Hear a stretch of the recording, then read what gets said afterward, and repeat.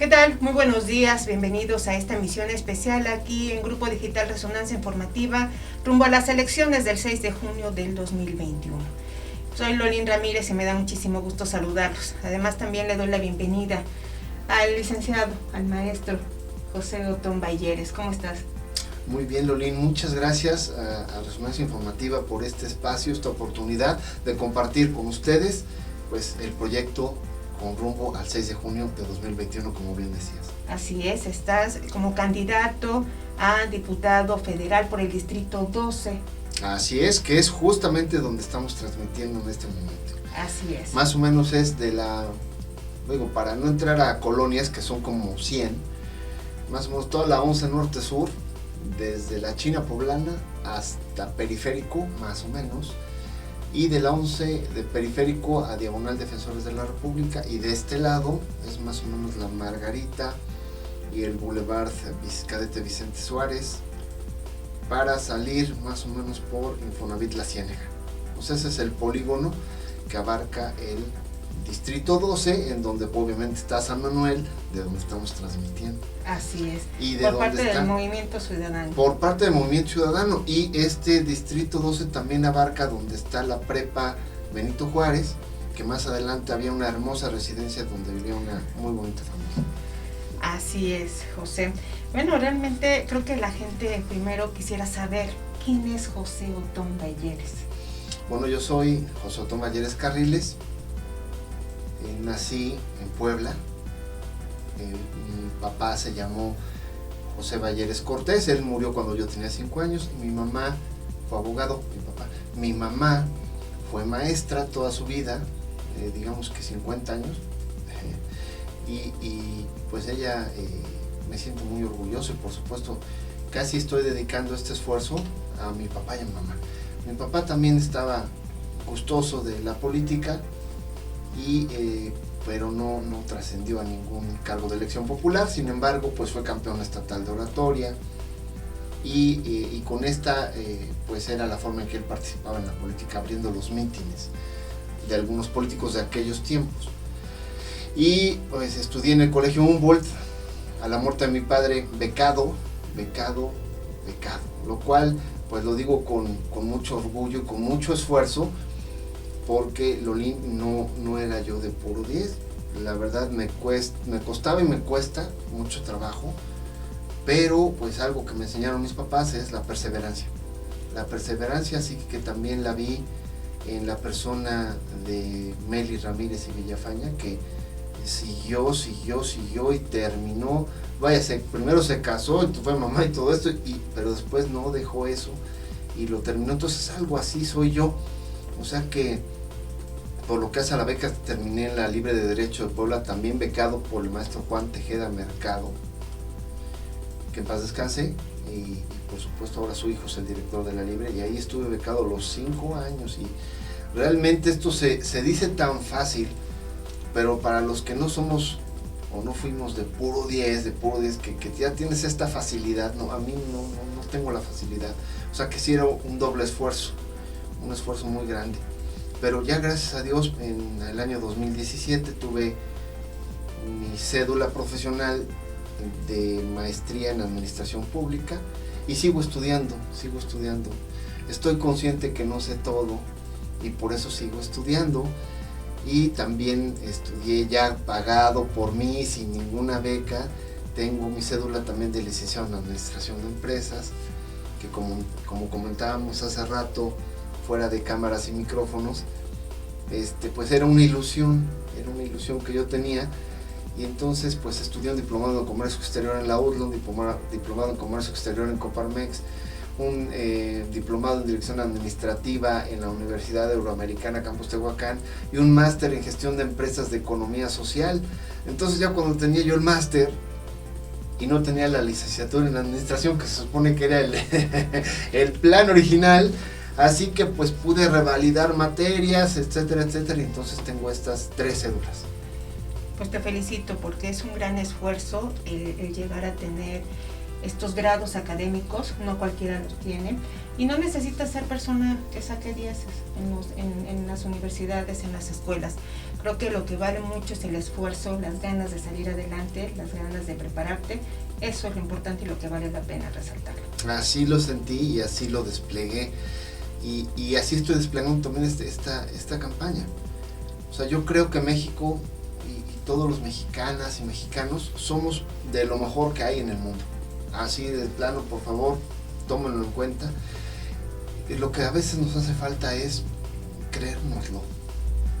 Estoy seguro que cuando nos lo creamos, vamos a ir al Campeonato Mundial de Fútbol y vamos a traer el campeonato y por supuesto vamos a estar en el primer lugar en el medallero olímpico. Así se los pongo. Lo que ha pasado en los últimos años, o bueno, tal vez en las últimas décadas, es que nos volvimos este factor de que es que no estudié, es que se ponchó la llanta, es que me dejó el camión, es que, entonces es que el gobierno no me apoya. Entonces hay algunos medallistas olímpicos que lo han logrado sin el apoyo o el apoyo mínimo de sus países. Entonces esto tiene que comenzar a pasar en México. Hace rato comentábamos algunas cosas fuera de cámaras y micrófonos y entonces aquí pongo a consideración de tu amable auditorio cuáles son mis 5 máximas para no meterme en muchísimas cosas y luego el que mucho abarca poco aprieta. Entonces son mis prolegómenos, mis máximas son salud, alimentación, trabajo, educación y seguridad pública. Seguridad pública, estuve 18 años en el gobierno, de los cuales como 11 o 12 estuve entre Procuraduría y el Consejo Tutelar para Menores. Y por supuesto tengo un diplomado también como instructor de agentes del Ministerio Público y tengo un diplomado en políticas e instrumentos de seguridad pública en el Instituto Nacional de Administración Pública.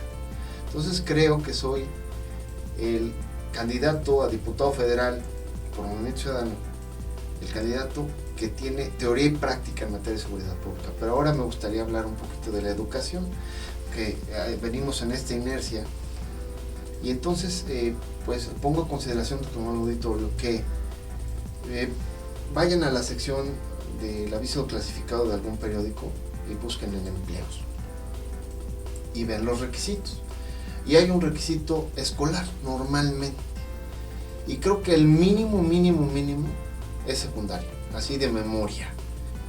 Y recuerdo cuando para ser policía te pedían la preparatoria. Digo, ya mi generación nos pedían preparatoria y hoy ya te piden licenciatura. Sin embargo, si haces una revisión a la Constitución Política del país, dice que para elección popular debes de saber leer y escribir. Entonces creo que pues dentro del eje de educación esto tiene que cambiar un poco por dos premisas. Digo, tiene que avanzar. Entonces yo creo que tiene que primero, por lo menos, cambiar de saber leer y escribir a primaria terminada. O sea, por lo menos. Pero por ahí vienen más matices. Lolín, que uno de ellos es que cuando alguien se lanza a la elección popular y gana, protesta cumplir y hacer cumplir la Constitución General de los Estados Unidos Mexicanos y las leyes que de ella emanan. Entonces la pregunta es, hoy sí sabes más o menos qué dice. Digo, a lo mejor tendríamos que entonces en materia de educación también legislar para que los planes de estudio de la primaria, porque recuerdas que proponía que cambiara de saber leer y escribir a primaria, y entonces también incluir en la primaria que durante esos 6 largos años pues te den una versión tal vez muy sencilla, muy didáctica, muy pedagógica del contenido de la Constitución. Digo, a lo mejor se divide en parte orgánica y parte dogmática, o sea, la de los valores, lo de las garantías. Y entonces pues ahí tienes 6 largos años. La parte de las garantías son los primeros 49 artículos, entonces tienes 6 largos años, o sea, a lo mejor 7 por preprimaria, para ir viendo esto. 6 largos años y una versión didáctica, pedagógica. Entonces cuando cumples con el requisito de la primaria, te lanzas a la elección popular, ganas la elección popular y prometes cumplir y hacer cumplir, más o menos sabes de qué estás hablando. Y creo que eso sería un gran avance a nivel país, porque pues eso tal vez haría más consciente a todas las candidatas, candidatos y candidates como me enseñaron a decir últimamente, a estar más conscientes de todo lo que pasa y más comprometidos sobre todo en la parte legal.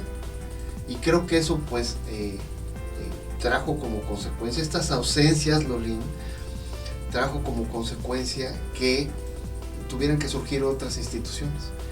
Entonces tenemos organismos constitucionalmente autónomos con los cuales estoy totalmente de acuerdo y quiero invocar en este momento al de transparencia, a derechos humanos.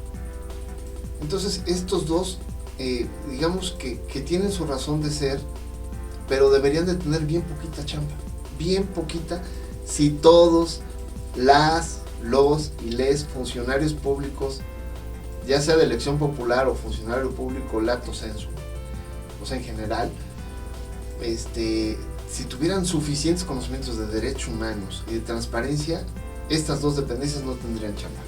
O sea, estarían pues, cobrando, haciendo nada, porque como todos los ayuntamientos, gobiernos de los estados, legisladores amplio sentido, y presidente de la República y secretarios de Estado, todos estarían informando, todos estarían protegiendo los derechos humanos, porque te comprometiste a que cumplías la Constitución, y en la Constitución está esto. Entonces estas dos instituciones tendrían nada que hacer, lo cual sería para aplaudir, pero al contrario, gracias a que no hemos puesto atención al tema de educación en la forma que estoy planteándome a esta elección, entonces pues tienes estas dependencias con presupuestos insuficientes, porque tienen tanta carga de trabajo, de que nadie transparenta nada, de que violan derechos humanos sistemáticamente a todo lo largo y ancho del país. Entonces esto es más o menos lo que creo que parte de las cosas que hay que hacer en materia de educación.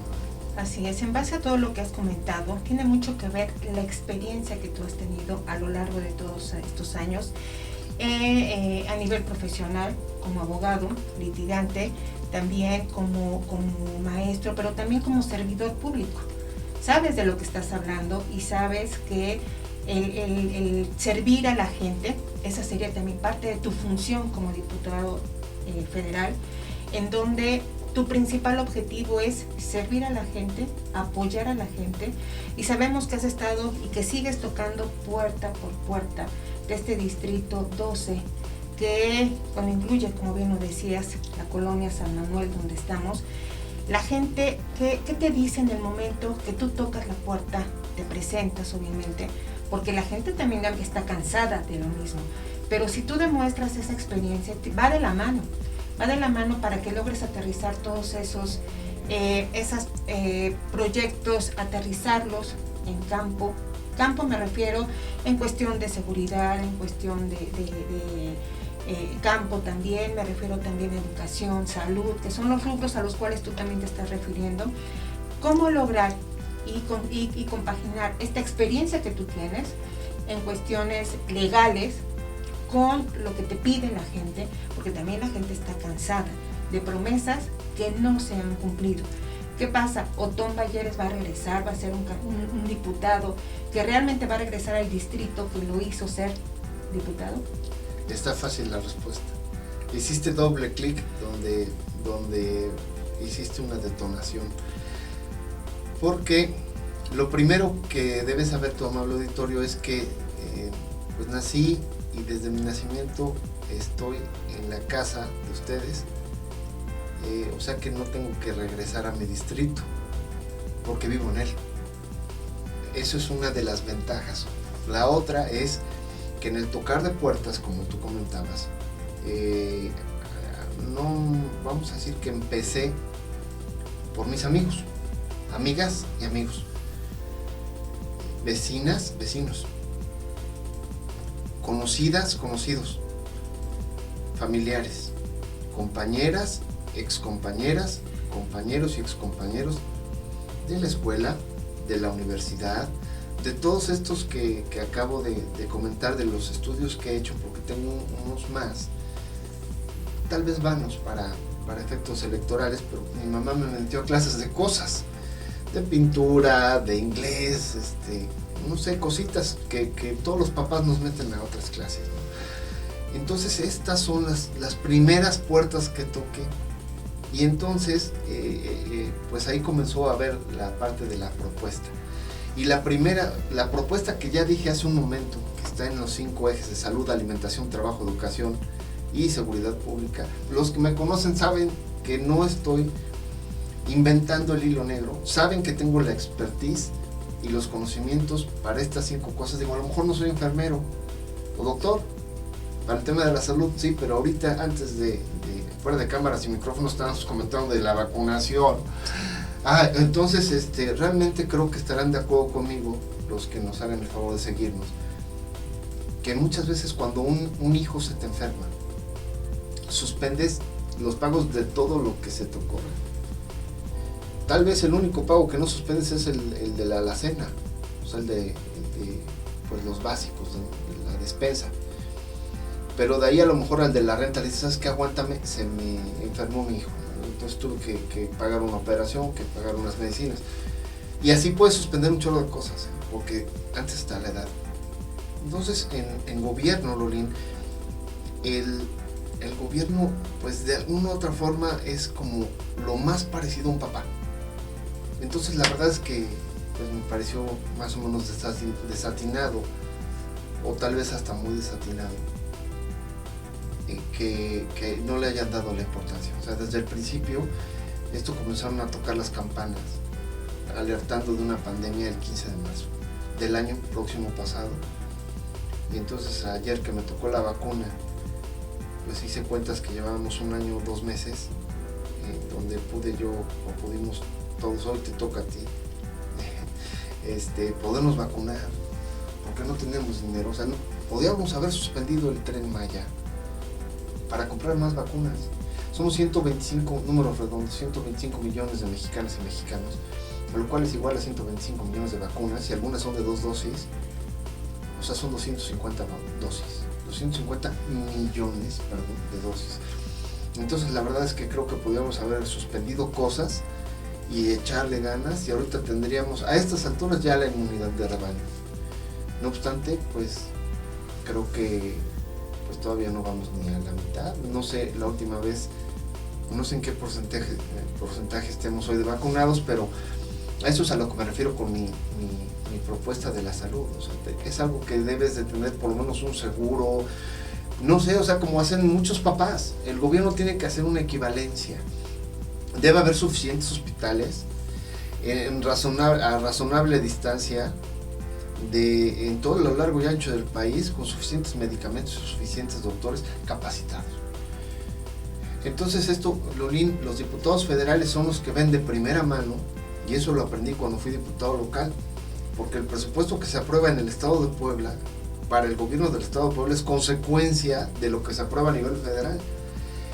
Entonces, pues por ahí es donde yo tuve que levantar mi mano. Desde luego que como no estoy muy de acuerdo ni por el momento ni con el PRI, ni con el PAN, ni con el PRD, ni con Morena, ni con el PT, ni con el Verde, pues Movimiento Ciudadano me dio la oportunidad. Y lo interesante de Movimiento Ciudadano, Lolín, es que nos están dando la oportunidad a ciudadanos y ciudadanas. O sea que tal vez en otros partidos te piden, a ver, ¿cuántos años llevas en este partido? Bueno, entonces sí puedes hacer. En Movimiento Ciudadano, la mayoría, yo creo que el 90% de las candidatas, candidatos y candidates son ciudadanos. O sea, no militaban en Movimiento Ciudadano, porque no vamos en alianza con nadie más que con la misma gente. Entonces la gente me está recibiendo con una cara de mucha esperanza, saben que soy un cuate, o sea, soy un amigo, muy amigo, y si no, amable auditorio, los reto a que entrevisten a Lolín, a nuestra conductora, y a toda su familia, y les pregunten que si soy o no soy cuate. Entonces, como empecé a tocar primero con mis conocidas, amigas, amigos, etcétera, saben que soy cuate, o sea, saben que no voy a hacer una mala jugada en ningún momento, o por lo menos no intencional. Y siempre otra de mis características es tratar de ser razonable en todo, así que pues eso es la respuesta que he tenido de la gente, Lolín. O sea, realmente me siento muy satisfecho. No sé al final del día cuántos votos tenga cada partido. Lo único que puedo garantizarte a ti y a tu amable auditorio es que estoy al día de hoy muy, o sea, ya a un par de semanas casi de concluir los trabajos de campaña, cachito de ser la elección, estoy muy satisfecho. La verdad es que no sabía que había sembrado tantas cosas durante tantos años en tanta gente, y que además ellos me están haciendo el favor de replicar con sus vecinos, familiares y amigos. Entonces realmente el número de votos, amable auditorio, son gratuitos. Como premisa, no hemos dado una sola despensa a Lolín. Al día de hoy, la única cosa que hemos repartido es lo que el partido me dio. El partido me dio algunas playeras, algunas gorras, y es lo que hemos repartido. Pero los números de votos creo que va a ser bastante generoso. Yo espero que sea competitivo, y pues ahí nos vemos el próximo 6 de junio con los resultados del tocamiento de puertas. Y bueno, ya estuvimos hablando sobre la educación, que es uno de tus ejes principales o rubros principales, pero también hay algo importante. Tienes experiencia en cuestiones penales. Actualmente las mujeres vivimos inseguras, vivimos marginadas, porque en muchas ocasiones así sucede, vivimos violentadas. En este caso, tú como abogado, como candidato a diputado, ¿qué les ofreces a todas las mujeres que han sufrido cualquier tipo de violencia? Llámese violencia física, violencia verbal, psicológica, económica. ¿Qué les dirías a todas ellas? Que denuncien. Esto, en tratados del Ministerio Público, empecé mis quehaceres en la Procuraduría en el año 1993. Tenía yo 26 años. Pero entonces comencé a entender cosas, y a aplicar cosas, y a aplicar conocimientos, y mejorar cosas. Entonces, lo que les tengo que decir a las mujeres es que en el año 2005, que tuve la oportunidad de coordinar un equipo de trabajo del Ministerio Público, esclarecimos el 100% de los feminicidios. En 2006 nos fue muy bien, y por supuesto a mi suplente, pues es mujer. Entonces cuando le dije que fuera mi suplente, pues estaba así pensativa, y le enseñé mis números. O sea, ella no tengo tanta memoria, pero esto lo tengo en una tabla, en unas hojas impresas, que yo lo hacía esto cada año para hacer mis informes a mis superiores. Entonces, pues ahí hay muchas cosas que hacer. Así que si soy pues, diputado federal, por supuesto que voy a levantar la mano por estar en la Comisión de Justicia. Y en materia para poder poner atención a esto, hay unas cosas interesantes. En México tenemos, la última vez que vi, salvo que nuestro presidente tenga otros datos, teníamos más o menos 3 policías por cada 1000 habitantes, y la media mundial es de 12 policías por cada 1000 habitantes. O sea que de entrada estamos a un 25% de la media mundial. Por un lado. Por otro lado, hay que capacitarlos en esto, en todo esto, o sea, en los feminicidios, en el maltrato, en el Ministerio Público. O sea, no sé, yo tomé cursos, sí, pero creo que nacieron y se extinguieron conmigo, porque si los ministerios públicos tuvieran la capacitación que yo tuve, seguramente tendríamos mejores tratos en las agencias del Ministerio Público, y por supuesto en las dependencias. Aquí entonces te presumo el punto número 1, o pongo a consideración del electorado los resultados que he dado en materia de feminicidio. Pongo a consideración del electorado que en el año 2008 y 2009, que era yo titular del Poder Legislativo del Estado de Puebla, tuvimos los 2 años el reconocimiento MEG, que es el modelo de equidad de género. Entonces 2005 los resultados de feminicidios, 2008 el reconocimiento en modelo de equidad de género, y en 2013, que tuve una oportunidad cuando Movimiento Ciudadano me invita por primera vez, bueno, cuando me invita a ser parte de ellos, fui candidato a presidente municipal, y entonces me propuse al electorado con la síndico y 4 regidoras y 4 regidores y el presidente. O sea que pusimos, marcamos agenda marcamos la pauta en materia de equidad de género. Por supuesto que esto generó que en 2015 se generara una reforma a la Ley General de Instituciones y Procedimientos Electorales del país, que obliga a que los partidos políticos postulen la mitad de mujeres y la mitad de hombres. Sí, nada más que antes de que hubiera esta reforma, Lolín, yo lo puse, sin que hubiera una ley muy clara en esto, lo puse a consideración del electorado. No solamente eso, sino que uno de mis regidores es todavía un gran defensor de la comunidad LGBT, TTT más Q. Bueno, ya tiene un nombre demasiado largo para mi memoria, pero es que yo creo que la sociedad, los congresos deben estar conformados deberían de ser una copia o una así como similitud de cómo está conformada la sociedad. Entonces, si hay mitad hombres y mitad mujeres, debe haber mitad hombres y mitad mujeres, y de hecho, Lolín, no lo son. Hay el 52%. La última vez que me asomé a las cifras, me parece que era el 52.2% de mujeres en el país. Y entonces tendrían que ser no 50%, tendrían que ser 52% de mujeres. Desde luego, esto rompe con los principios de equidad de género. Pero bueno, entonces digamos que mitad de mitad sería razonable. Y si la balanza está hacia un lado, tendría que ser al de las mujeres por este tema del 52%.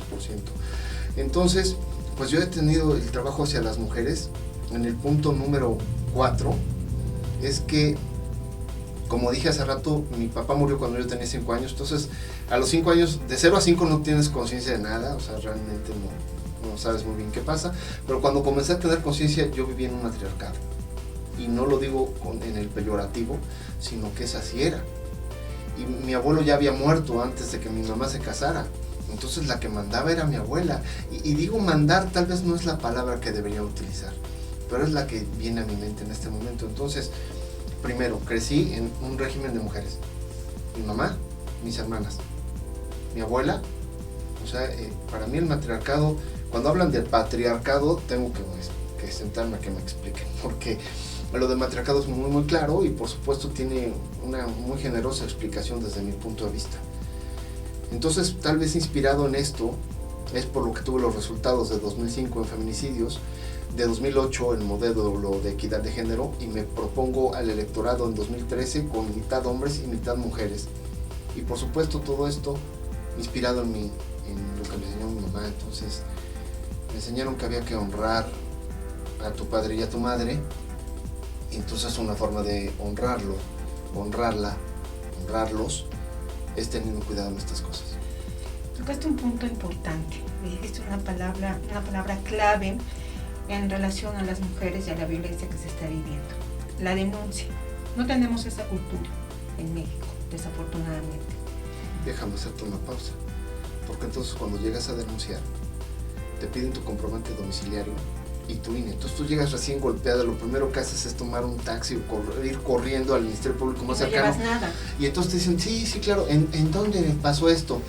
En tal esquina con tal esquina. No, es que eso le toca a la delegación de la Pepsi, y entonces ahí vas a la Pepsi y ahí te dicen que tampoco a él le toca, que le toca a la Popular Cotepec. Es un peregrinar el que tienen las mujeres. Y ya cuando llegas al lugar donde sí te van a atender, te piden tu INE y entonces te saliste corriendo, ¿no? Y el INE está en tu domicilio. Y después ya cuando tienes, alguna identificación, ya que llegas con la identificación, entonces te piden comprobante domiciliario. Y ya que llegas con el comprobante domiciliario, te piden 2 copias, tanto del INE y del comprobante domiciliario. Por Así favor, es. señores de la Fiscalía. Si tú supieras que vas a ser violentada y vas a tener todos esos documentos listos, pues entonces, los podrías ocupar a lo mejor para otra cosa, ¿no? Así es. Pero no piensas en ese momento, lo que quieres es salir corriendo, huir de la agresión y pedir ayuda. Entonces muchas mujeres han levantado la mano, han levantado la voz, han perdido la vida por decir, no estoy de acuerdo, no quiero que nos sigan violentando a las mujeres, ¿no? Y ¿por qué no lograr, obviamente, el que las mujeres no echen en ese tipo de trámites, el burocratismo quede a un lado y que se preocupen realmente por el sentir, por el pensar, por el dolor que sienten las mujeres que son agredidas, no solamente físico, ese a lo mejor se cura, pero el emocional todo lo que implica el ver a hijos maltratados también, porque van de la mano, ¿no? Aquellas que han sido violentadas, también hijos, hijas, que han sido violadas inclusive hasta por el mismo padre, ¿no? Normalmente y desafortunadamente es por gente muy cercana a ellas que comete este tipo de agresiones, ¿no? Entonces, en tu caso, ¿qué harías para que las mujeres realmente sintieran esa protección al momento que llegan y se presentan para hacer una denuncia en contra de un sujeto o de cualquier persona que las haya agredido? Habríamos que hacer desde el Congreso de la Unión, o por lo menos la Cámara de Diputados Federales, hacer un llamamiento a las Fiscalías General de la República y Fiscalías de todas las entidades federativas a que, por favor, traten de obviar todo el burocratismo y que pues, se pongan las pilas. Mira, ¿sabes qué pasa? Que muchas veces las cargas de trabajo impiden un poco esto. Y digo un poco porque también es ganas. Y por eso es que puse a consideración los resultados. ¿Qué pasa si, por ejemplo, inmediatamente te pones las pilas? Pasa, por ejemplo, en un ministerio público, cuando te hablan por teléfono porque hay un levantamiento de cadáver. Entonces te pueden hablar por teléfono y te dicen que hay una violencia familiar. Y entonces cae toda la gente, por así decir. O sea, cuando vas a un levantamiento de cadáver van un par de elementos de la policía, va el ministerio público, va su asistente, no sé, van varios. Entonces, ¿por qué no, en vías de hacer una inspección ministerial en lugar de los hechos, por ahí pudieran generar un ambiente de mediación? Digo, estoy hablando tal vez de los primeros síntomas, de una violencia de la que estamos hablando ahorita contra las mujeres. Porque ya en los segundos síntomas tengo pues algunos datos que pues sí, el hombre puede ser tan agresivo que podría poner en riesgo la vida hasta del personal. ¿Y ha llegado a pasar? Sí, ¿no? Sí ha llegado a pasar. Entonces, pues aquí dentro de tener un poquito el pulso, ponerte al lado de la víctima, eso siempre fue la forma como yo actué en el Ministerio Público y es la forma también que he dado clase desde 1993 doy clase y de Derecho Penal doy clase desde 1997. Entonces siempre mi perspectiva para con mis alumnos es de la perspectiva de la víctima. O sea, yo nunca le enseño, bueno, gracias a Dios, no he enseñado cómo sacas a alguien de la cárcel. Tampoco te enseño cómo se mete a alguien a la cárcel, pero mi perspectiva siempre es la víctima. Entonces recordaremos que el Ministerio Público es una institución de buena fe, entonces si alguien llega a decir que su marido la golpeó, pues obviamente no debe de ser como consecuencia inmediata que se vaya de por vida a la cárcel. Entonces siempre debe de haber un poco de sensibilidad a la gente. Yo a los grupos de trabajo que coordiné o que dirigí, siempre decía, a ver, es que piensa en la víctima un poquito. Porque no creas que viene aquí porque le demos una despensa, ¿eh? O sea, no viene aquí para ver qué se siente. O sea, realmente vienen aquí con una mortificación, una preocupación. Entonces te pido que los trates bien. Me acuerdo que hicimos un ejercicio donde decía, ¿a quién quieres más? No, pues que yo a mi tía, yo a mi papá, yo a mi hermano, bueno. Pues algún día tal vez Dios no permita, pero van a tener que ir al Ministerio Público a denunciar algo. Entonces, como quieras que traten a esto que me dijiste que más querías, como quieres que traten a este que más quieres, así trata a las personas que lleguen por primera vez a tu oficina. Y así me desempeñé. Recuerdo que hubo un abogado que quería que lo ayudara en algún asunto y entonces me hizo el favor de invitarme a comer. Y le dije, sale, nada más que nos vemos en tal lugar donde ven unos tacos con un amigo de los de Campeón, ¿eh? Entonces nos comimos nuestros tacos, yo pagué y después le dije, ahora sí, ¿en qué puedo ayudarte?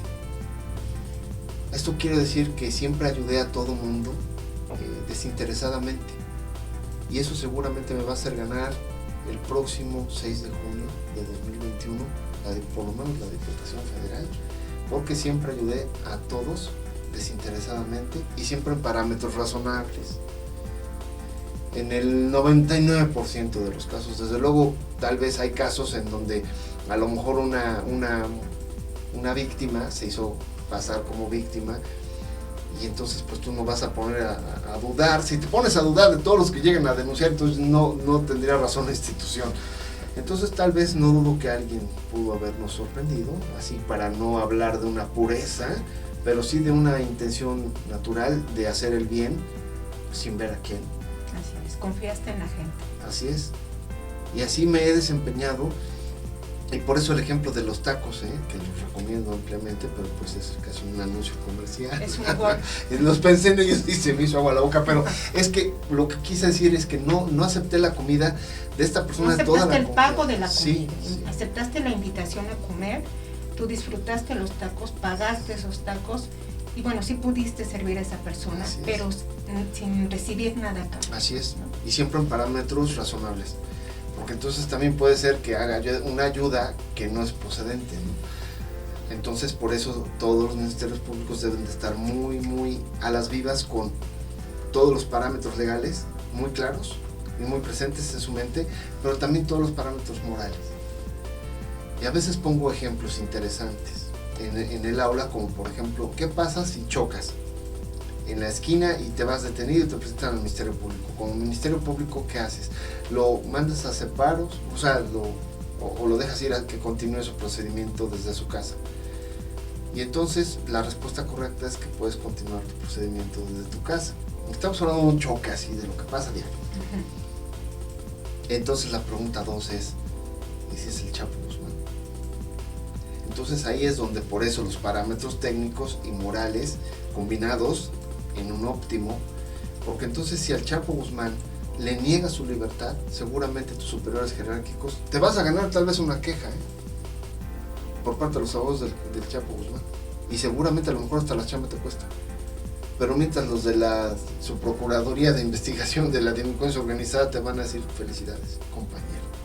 Entonces esto es uno de los matices que debes de tener, así como una sensibilidad superior a cualquiera, no solamente muchos conocimientos en derecho penal, sino también una sensibilidad para poder detectar las cosas que vale la pena, digamos, tener la fuerza para cambiar las cosas que puedes cambiar, la tolerancia para aceptar las que no puedes cambiar y la inteligencia para distinguir unas de otras. Así es, eso habla de la honestidad. Digo, quienes te conocemos sabemos de tu integridad, de tu compromiso por ayudar a la gente. ¿Qué le vas a decir a la gente para que este 6 de junio voten por José Otón Balleres? Este 6 de junio vota por José Otón Balleres Carriles, mejor conocido como Pepe Balleres, porque soy un amigo en el que puedes confiar. Y vivo en el distrito de donde me estoy postulando, entonces creo que es fácil llegar a mí, digamos que es hasta demasiado fácil por las personas que me conocen y las que son mis amigos de toda la vida, mis vecinos, incluyendo la amable conductora y algún personal administrativo de esta institución. Así que pues puedes votar por soy alguien de fiar. Así es. José, Pepe, para los amigos, agradecerte que hayas aceptado esta invitación. Al contrario, desearte mucho éxito para que este 6 de junio la gente voltee a ver el trabajo que has realizado a lo largo de todos estos años y lo que quieres hacer para la gente de tu distrito. Así es. Agradecerte, gracias. Al contrario, gracias a ti y gracias a ustedes. Y gracias por seguirnos en esta emisión especial rumbo a las elecciones del 6 de junio de este 2021. A nombre de todos los que conformamos el equipo de Grupo Digital Resonancia Informativa, que tenga una excelente tarde. Soy su amiga Lolin Ramírez. Gracias.